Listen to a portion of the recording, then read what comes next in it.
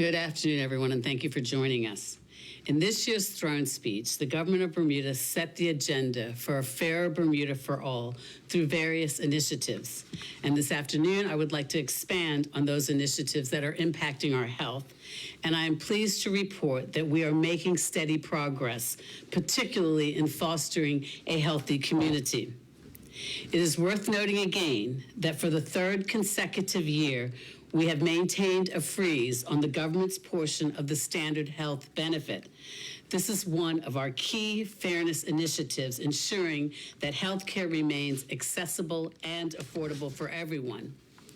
The Ministry of Health is committed to promoting healthy people and healthy communities. And this is not just about individual well-being, it's about taking a comprehensive, collaborative approach to tackle the broader societal and environmental factors that impact our health. This means championing physical fitness, preventing diseases, and nurturing inclusive, safe, and supportive environments that enhance mental and social well-being. We know that from our data that non-communicable diseases such as heart attacks, strokes, cancers, and dementia are leading causes to death in Bermuda, with diabetes and chronic kidney diseases significantly impacting health as well.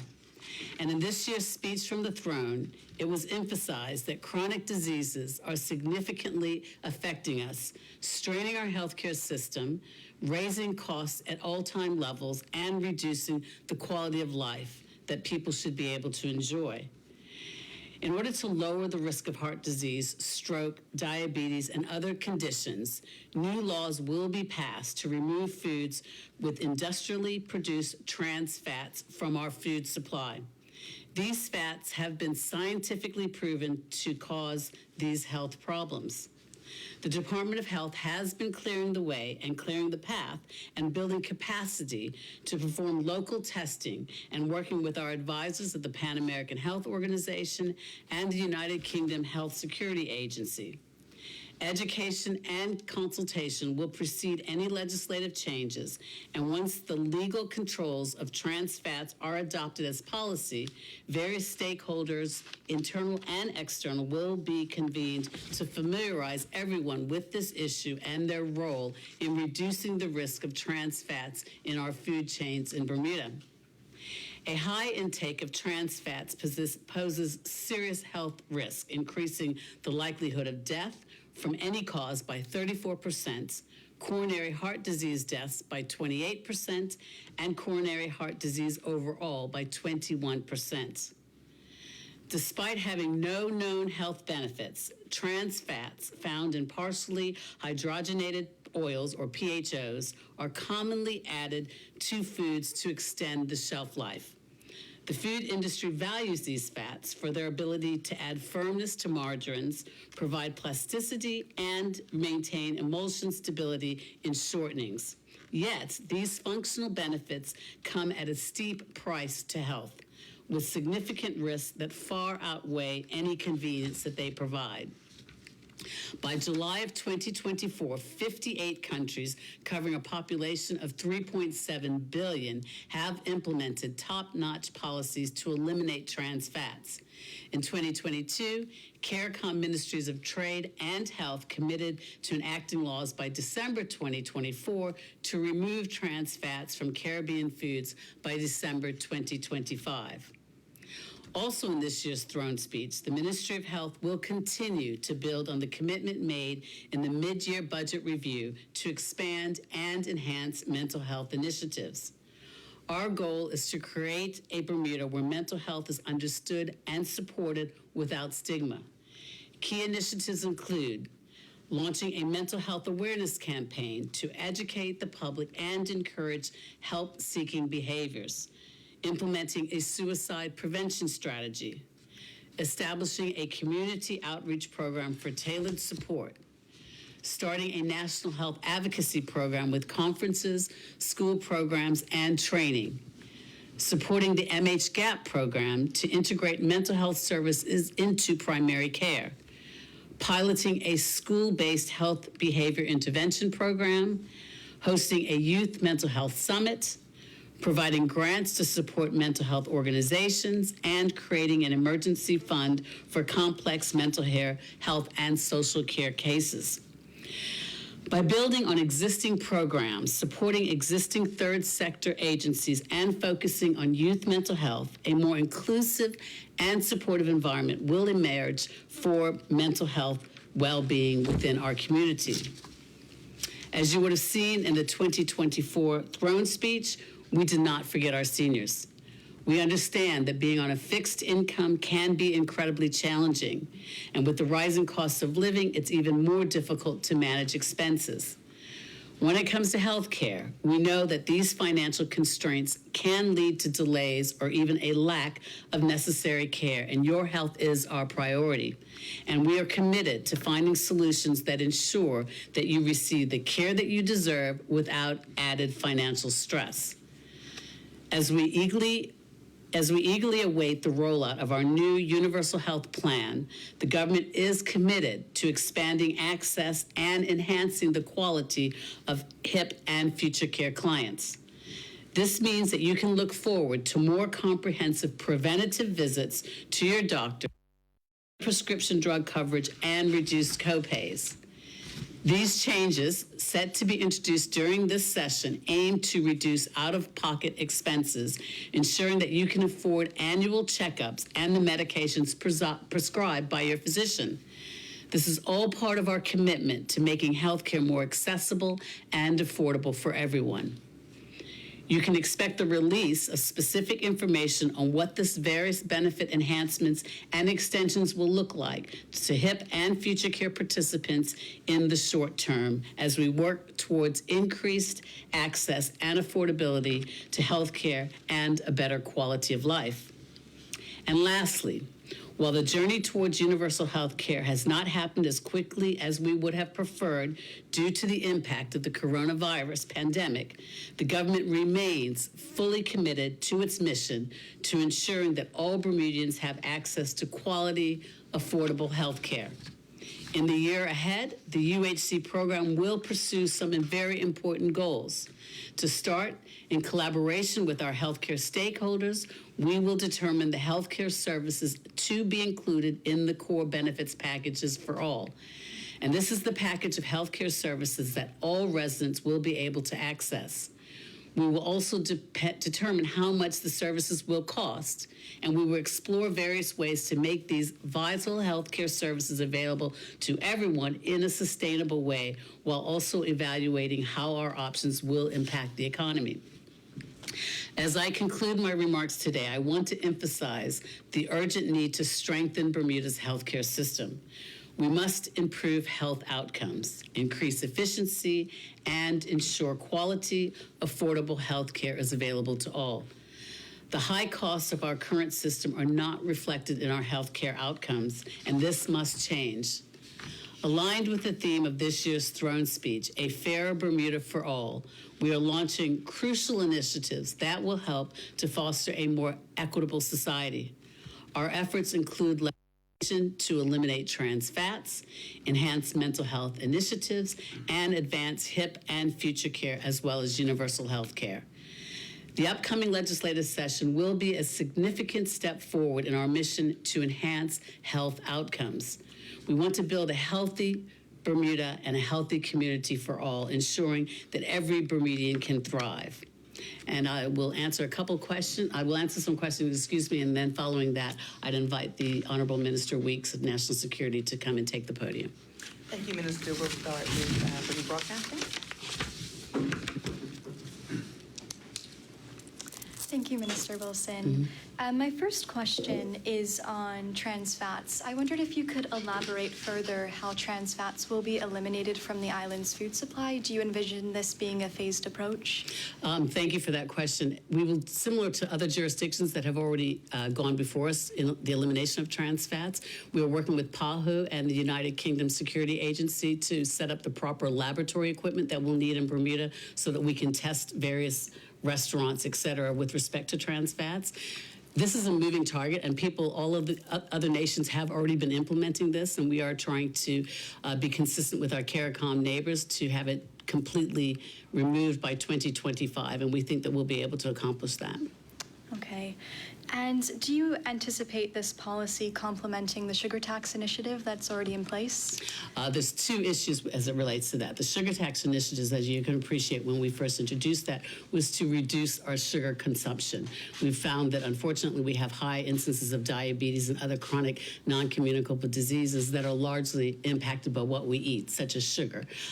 We recognize that the issue of the sugar tax has caused some disquiet in the community. However, the most recent omnibus survey showed that more and more Bermudians are reducing their sugar intake, as well as accepting the fact that the sugar tax is something that can be commended to ensure and enhance their health.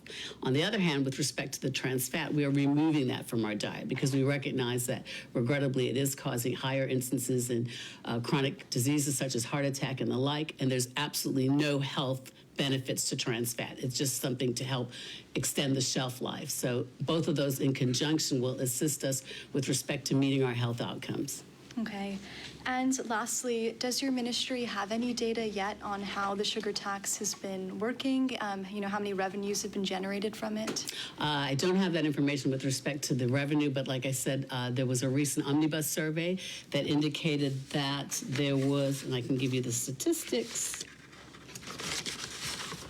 that there was a higher percentage of individuals, approximately 2 in 10 residents are no longer buying sweets, snacks, or treats, and that 7% have stopped buying junk food altogether. So again, we recognize that it is a slow progress, but when you implement these type of initiatives, you don't see a change overnight. But in a generation, we will see a reduction in the consumption of sugar for the benefit of all, particularly because of our high instances of chronic non-communicable diseases, such as diabetes.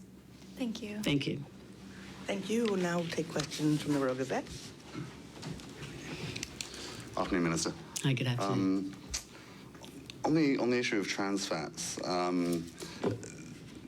you concerned that foods that don't contain this and foods that aren't highly processed are going to be far more expensive than those that do? And is this going to cause food prices to soar? I don't think we have that as a concern. A number of restaurants have already started recognizing the health benefits, reducing trans fats from their offerings. There are other types of oils that are more beneficial and that have, a higher percentage of positive impacts with respect to health. So I don't anticipate that will cause any challenges because many restaurants on their own are taking the initiative to remove trans fats from their supply. Okay. And just one other question on universal healthcare. Yes. From the sound of it, it's not going to be introduced in the next parliamentary year, is it? Do you have a timeline of when it might be introduced? Yes. You may recall that we've spoken about the Bermuda Health Strategy 2227, which listed 8 principles that are all designed collectively to strengthen our health system, one of which was the introduction of universal health coverage. The other things were such things as introduction of a national digital health strategy, recognizing our population needs and the joint strategic needs assessment and the like, and all that information can be found online. However, in order to advance universal health coverage, we need to know our starting points, know where the data is, we need to cost it out. We are working with our stakeholders now so that we can identify what will be in that core benefits package that will provide the universal health coverage. So we will continue to move that forward. There will be legislation as well, but it is anticipated that we will have a full rollout by 2026. Okay, super. Thanks so much, Minister. Thank you. Thank you. Thank you, Minister. Okay, thank you.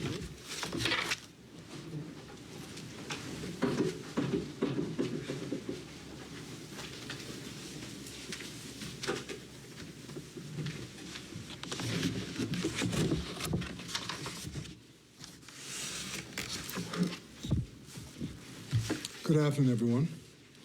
I'm happy to share with you the Ministry of National Security's initiatives highlighted in the 2024 speech from the throne. Firstly, I am pleased to announce that on Friday, I will be tabling the National Violence Reduction Strategy in the House of Assembly. This comprehensive plan is the result of extensive efforts and collaboration among various stakeholders over the past months. Recognizing the multifaceted nature of violence affecting Bermuda, whether physical aggression, psychological abuse, or antisocial behavior, we understand that a one-size-fits-all solution would not suffice. To address this, we convened a two-day consultative workshop that brought together representatives from government agencies, private sectors, faith-based organizations, sports clubs, and community organizations. Their invaluable insights have helped to shape a strategy focused on prevention, intervention, and integration. Our mission is clear: to implement strategies that will reduce violence in Bermuda, particularly gang violence, through collaborative efforts. This National Violence Reduction Strategy is more than a policy document. It is a commitment to create a safer Bermuda for all. It emphasizes identifying root causes, promoting educational awareness, and strengthening both institutions and individuals. We aim to protect the most vulnerable and ensure accountability for those who perpetrate violence. Importantly, the strategy focuses on redemption over punishment, offering pathways for individuals to reintegrate into society without stigma. This includes support for relocation and opportunities for those seeking different social and economic environments. A key component of this strategy is our youth. We believe that by steering young people away from destructive behavior and harmful mindsets, we aim to prevent the cycle of violence from continuing into future generations. We are leveraging established programs and interventions tailored specifically to Bermuda's needs, promoting inclusion rather than exclusion. Our approach involves collaboration between perpetrators and victims, fostering a community-wide commitment to peace and mutual respect. We stand at a pivotal moment where collective action is essential. This strategy is a call to all sectors of our society to stand together against violence in all its forms and work towards a future where peace and respect are the norms. By uniting our efforts, we can restore the sense of safety and community that previous generations cherished and that what we aspire to provide for in the future. In addition to the violence reduction strategy, I'm excited to announce the reinstitution of the Bermuda Youth Counseling Services under the Department for National Drug Control. Originally launched in 2002 as a standalone unit, this service provided vital outpatient counseling and case management to young people, ages 10 to 18, who were at risk of drug and alcohol abuse. Over time, the program evolved and was integrated into other services, but we have recognized the pressing need to reestablish it as a dedicated resource. By reviving the Bermuda Youth Counseling Services, we aim to address current gaps in substance abuse treatment and counseling for adolescents. Utilizing age-appropriate interventions and treatments, we will provide targeted support to help our young people overcome challenges related to substance misuse. This initiative reflects our ongoing commitment to supporting families and individuals in need, ensuring that they have access to the resources necessary for healing and growth. Lastly, I want to emphasize that our legislative initiatives outlined in the throne speech will go hand in hand with the initiatives we outlined under the mid-year budget review. One of our priorities, made possible by the additional funding, is the empowerment of our youth with the expansion of the ministry's support for sporting and community clubs across our country, recognizing the critical role they play in fostering teamwork, discipline, and healthy lifestyles. By assisting where possible, the aim is to help these clubs and their youth programs to create even more avenues for young people to get involved in constructive, community-focused activities. For young people who may be struggling, including those involved in the Gang Violence Reduction Task Force outreach program, we are dedicated to providing opportunities for them to advance their education and develop vocational skills. For participants nearing the end of high school, we will offer assistance to help them obtain their GEDs in the coming academic year. Those who meet the entrance requirements for Bermuda College will receive financial support to cover tuition, fees, books, and materials. We are also expanding training options to include apprenticeships, local certifications, and opportunities for overseas training. In addition, we are expanding the community counseling program to offer more personalized support to those impacted by violence and trauma. Recognizing the profound effects on families, children, and victims, this program provides access to trained grief and trauma counselors for a series of individual and group sessions. Addressing the emotional and psychological needs of those affected is crucial for promoting genuine healing and recovery within our communities. So before I hand over to my colleague, Minister Jason Hayward, the Minister of Economy and Labor, I would take any questions. Thank you, Minister. We'll start with the Royal Gazette.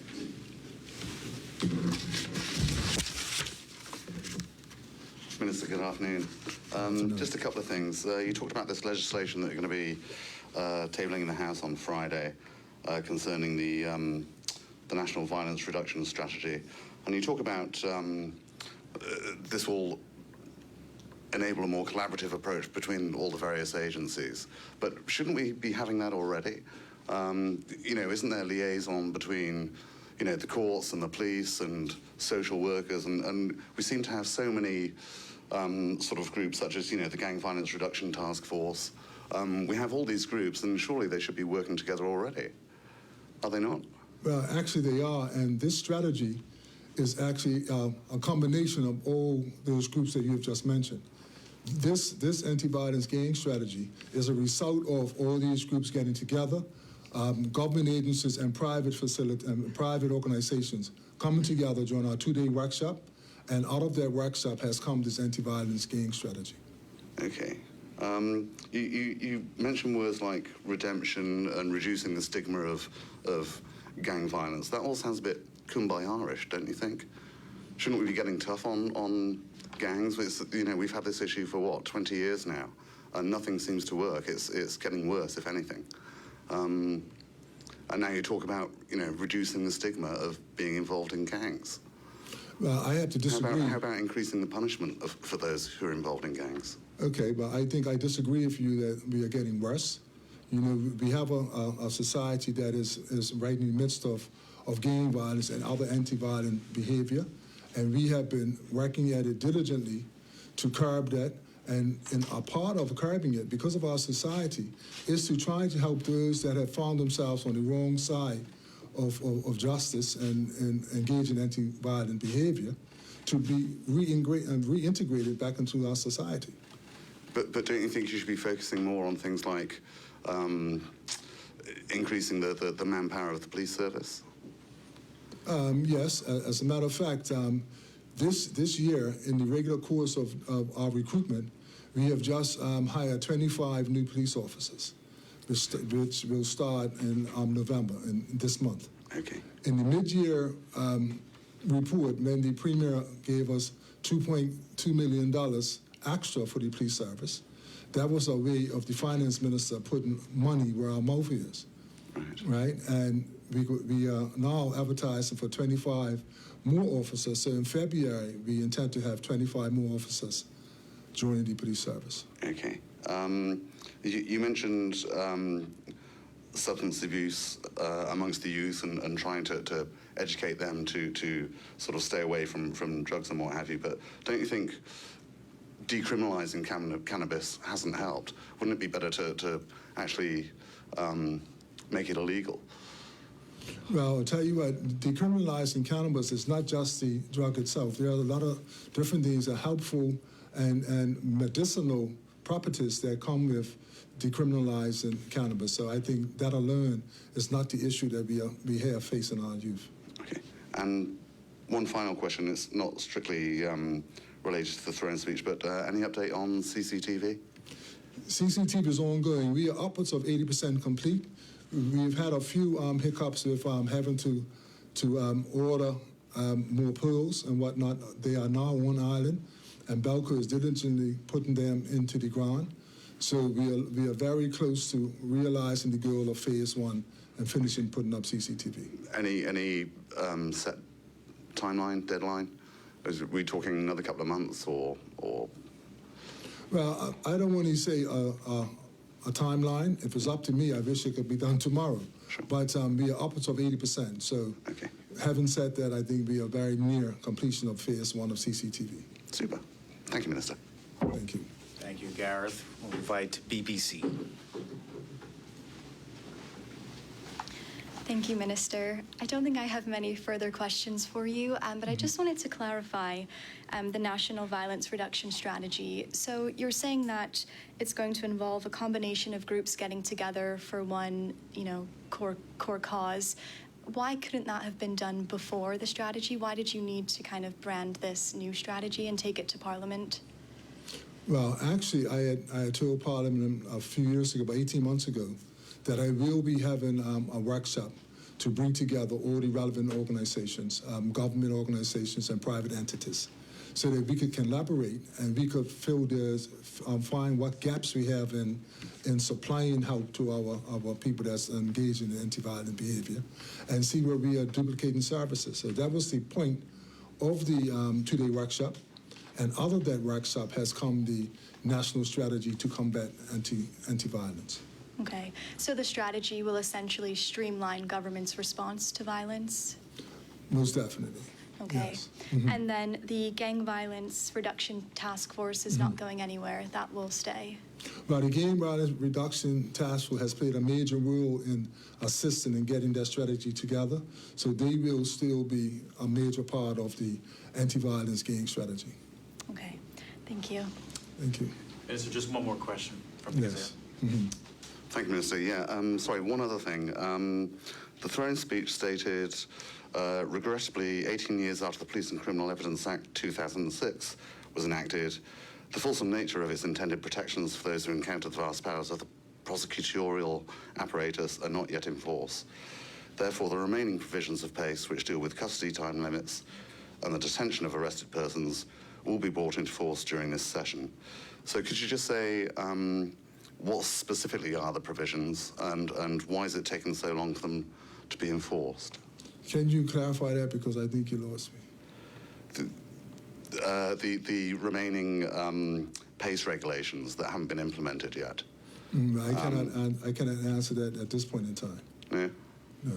It's said in the throne speech, I'm quoting from the throne speech, remaining provisions of PACE, which deal with custody time limits and the detention of arrested persons, will be brought into force.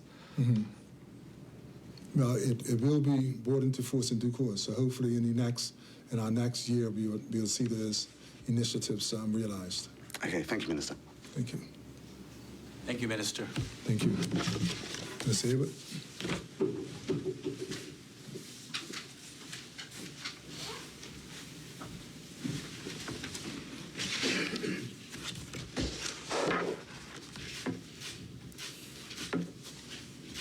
A pleasant good afternoon to members of the media and the listening public.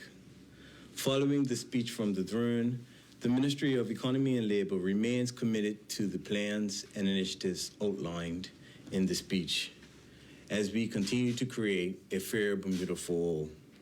I am happy to share the Ministry's priorities over the upcoming parliamentary session. Bermuda's workforce have proved to be the solid foundation on which economic progress is made. The government is taking several steps to improve labor conditions, including advancing the minimum hourly wage, strengthening the Employment and Labor Relations Tribunal awards, retaining older workers, and investing in workforce development. During this session, the minimum wage will be further strengthened. In September of this year, the Ministry of Economy and Labor released a position paper titled Progressing Bermuda's Minimum Hourly Wage Rate. The purpose of that paper was to outline government's commitment to progressing the minimum hourly wage rate beyond the current $16.40. and the proposed framework to achieve this. The establishment of a minimum hourly wage in Bermuda was a significant step forward. It was a step towards ensuring fair compensation for employees and reducing income inequalities. However, a further step is needed to be taken to ensure all employees can maintain a reasonable standard of living, that their purchasing power is not diminished when the cost of everyday goods and services rise. The government supports the position paper proposals to progress the statutory minimum hourly wage rate every 2 years by the annual average inflation rate, utilizing the Consumer Price Index as an indicative measure capped at 2.5% per year. Using this methodology, the newly proposed statutory minimum hourly wage rate to take effect in 2025 will be between $16.81 and $17.23. The Department of Labor and the Employment and Labor Relations Tribunal continue to experience non-compliance by some employers who reject their legal obligation to honor the tribunal's binding awards of compensation to employees. In many instances, the employer will not reinstate or re-engage the former employee, and also will fail to honor the award or make arrangements to pay the worker. In this legislative session, the Ministry of Economy and Labor and the Department of Labor will enhance greater protections for workers in enforcing tribunal awards.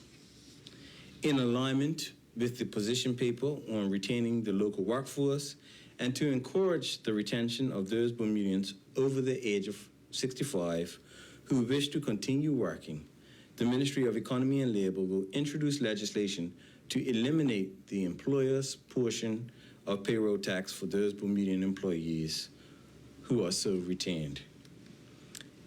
In 2018, the Labor Advisory Committee produced a report entitled Reviewing the Retirement Age.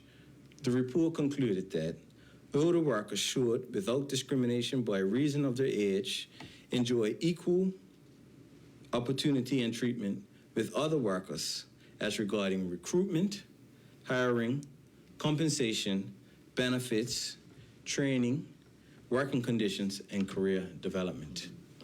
The Ministry of Economy and Labor is committed to providing benefits to businesses that retain able-bodied, capable workers beyond the age of 65. These changes will aim to retain the current workforce, while other efforts will focus on growing the island's economy, creating more jobs that support the increased working population. As baby boomers reach retirement age, many remain capable and able to carry their duties out with competence. The Department of Workforce Development will continue to be the principal vehicle for equipping Bermudians with the skills and opportunities to thrive in this growing economy. The development of skills trades is essential for the economy's growth, sustainability, innovation, and success. Skills trades offer a viable career for many individuals interested in pursuing a career in a hands-on, practical field. These careers can provide steady income, job security, and opportunity for growth and advancement. During this session, the Ministry of Economy and Labor will expand apprenticeship opportunities in construction and skills trades, expand solar energy training for electricians, accelerate hospitality training to meet the growing demand of the industry, and launch a new career development platform to close the workforce gap by developing students and job seekers and directly connecting them with jobs. To assist long-serving employees facing unexpected unemployment and loss of income, the Employment Act 2000 will be amended to increase the maximum allowable salvage pay from 26 weeks to 32 weeks for those employees in continuous employment for 13 years or more. This increase will be accompanied by a legislative amendment to remove the requirement to pay payroll tax on redundancy. This will help provide stability and fairness for employees during times of transition. This government is committed to taking measurable steps in supporting our workforce and is clearly demonstrating with these initiatives. Continued economic growth and stability requires ongoing engagement and undertakings of this nature. The government and the Ministry of Economy and Labor remain committed to supporting our workers and creating a fairer Bermuda for all. Thank you. Thank you, Minister Hayward. At this time, we welcome questions from the media, starting with Alyssa Bernardo from BBC.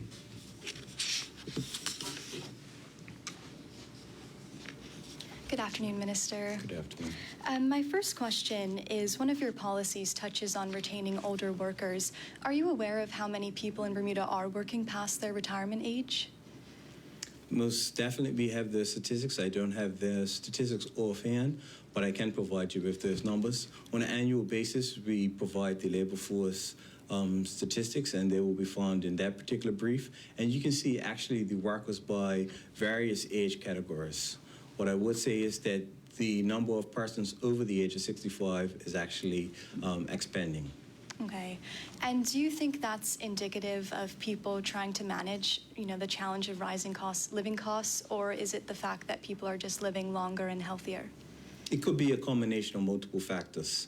And so, one, when we done the report retaining about whether or not we increase the retirement age, there was certainly a desire for persons to work longer for a number of reasons. Not all were financial. Some was to do with just the person that has continued competency and capability to continue in the workforce.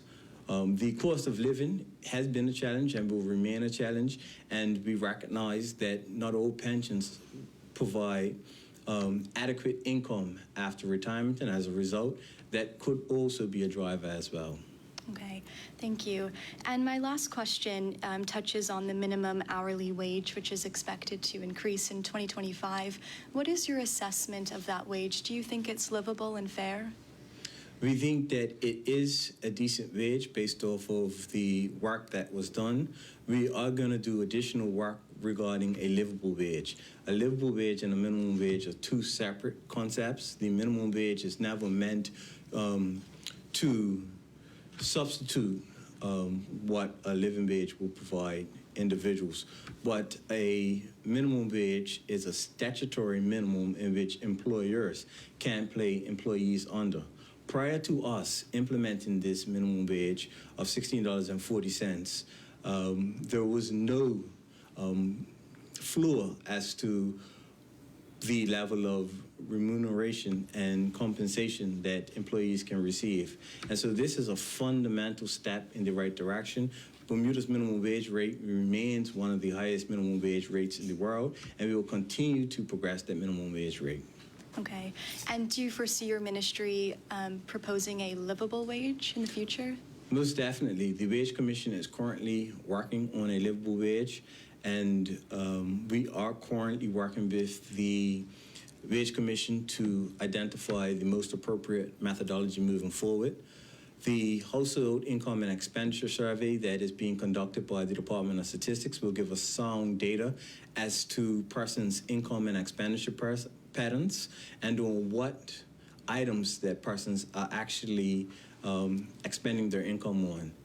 That will give us enough benchmark data so that we can, with a level of confidence and accuracy, produce a living wage rate. Okay. Thank you, Minister. Now, welcome Gareth Finnegan from the Royal Gazette. Afternoon, Minister. Just one question. Is there anything in the throne speech, anything concrete in the throne speech that is addressing the need to increase the working population by, I think the figure was 8,000, was it, over the next couple of years?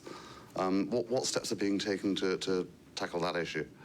And so you know that we developed the Economic Development Strategy, which was ultimately designed to create robust economic activity across multiple industrial areas, which will actually create more jobs, and then we can fill those jobs with able-bodied individuals.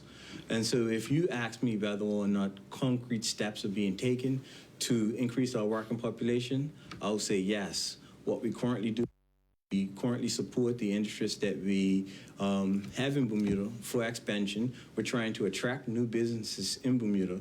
You would have witnessed the groundbreaking at Fairmont Southampton Princess. That will create additional jobs for the economy, and not just within that particular facility, but as a multiplier effect for other and additional economic activity to expand within our economy. You will look at our job numbers last year, and we increased jobs by roughly around 1,000 new jobs in our economy. And so we are making steady progress in the right direction, and we will continue to make that progress. But the economic development strategy is the primary tool which would drive economic growth and development, which will create jobs. Okay, thank you, Minister. Thank you, Minister. That concludes the press conference. I'd like to thank everyone for joining us today, and have a great day. Thank you.